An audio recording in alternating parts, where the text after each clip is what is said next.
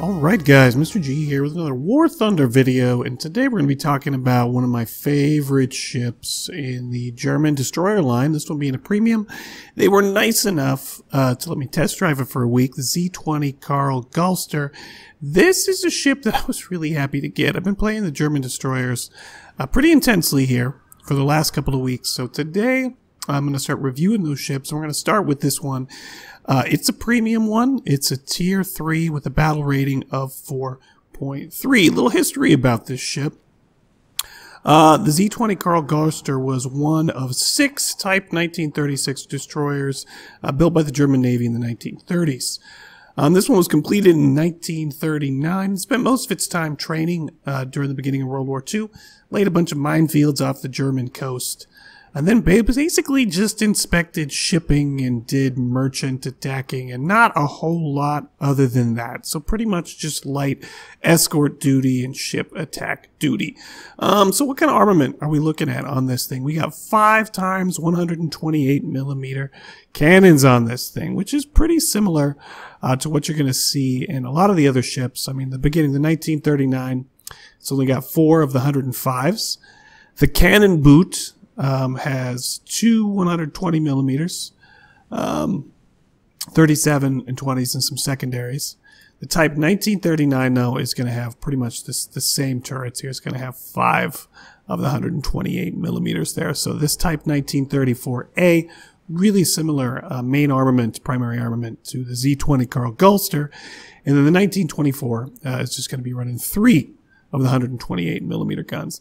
Now, the real thing that makes this ship shine is this right here. 71 kilometers per hour. This thing's fast. The 1939 does 61. The cannon boot does a miserable 26.5. The Type 1934A does 47.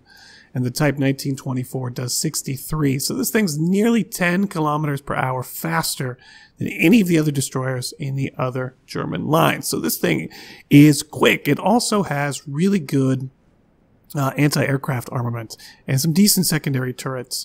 It's got 4 times 37mm flak Lafette cannons, some turrets, 20mm ones, and it's also got the torpedo launchers there, up to 8. Armor. Nothing too fancy there. I mean, your standard armor on it. Let's take a little peek there. You can see we got engines, we got ammo. Let's take this thing, though, for a little test drive, and then I'll show you guys this thing in combat. So you can see the secondary cannons are really opening up like nobody's business, as well as the AA guns. Now, the turret rotation on these 128mm main guns is decent. They're a little faster than some of the other turrets. You can see they're going to get on target here fairly quickly. And the reload isn't bad. Reloads pretty quickly. You can put out a decent amount of hurt. You also have a whole pile of torpedoes with this thing. You got 8. But where this thing really shines is in how fast it can get going. Oh my god, it's just shooting up everything. And I'm going to show you guys a battle where we use the AA to great advantage. So there's basically 3 play styles for the Z-20. There's heavy, just rush in with your superior speed and start shooting away. However, you are very vulnerable to light cruisers. I've sped up this footage just so we can get through this a little bit faster because this is a long match. The other option is secondary fire support from long range. However, anything over near 7 kilometers with this thing and your shots are pretty inaccurate. And lastly, just as an AA boat, you can see that this thing has a stupid amount of secondary flak cannons that just start lighting things up. They don't do a lot to destroyers, but for smaller ships, they definitely lay out some hurts at close range.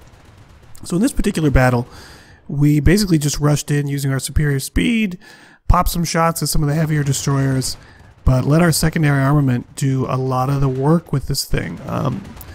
The Z-20 it takes a fair beating, and it just handles really well for a destroyer. It's just so much faster than the other German destroyers that I've played. I think my biggest disadvantage was just being in slow boats.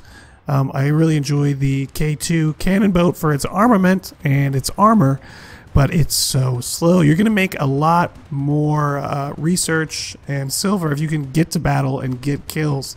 And this thing with its speed will make sure that you're at the front and you're able to put out hurt where you want it, and you're able to cap zones. Because if you're one of those guys in the big boats and you just sit at the back, you're not going to grind real well. So as a premium, this is an excellent grinding ship simply because you can get where you need to go in a hurry. As I worked my way through the German line, one of the biggest problems I had was simply not being able to do anything because I was at flank speed and still the last one into combat and way out at extreme range. Now you can see here we're just getting free XP shooting down all of these aircraft and closing in on some of these smaller vessels and PT boats, etc. I gotta say, yeah, I didn't think that this boat was going to be that amazing. I was like, it's premium, so, you know, you can't expect too much, you know, you expect a different play style, but this one is just a solid grinding boat. There's really not a lot in the way of disadvantages other than the accuracy of the guns, and doesn't have as big of a punch as some of the heavier caliber guns that you're going to see in some of the other naval ships and some of the other destroyers. Yeah, here I had to go AFK. We crashed into a rock, and we're also going to have a patrol boat come within point blank range so that we're not going to be able to hit them with our main guns. But fortunately, the armor holds up. Not even able to hit with torpedo because it's broken. But the secondaries are going to go ahead and take care of it.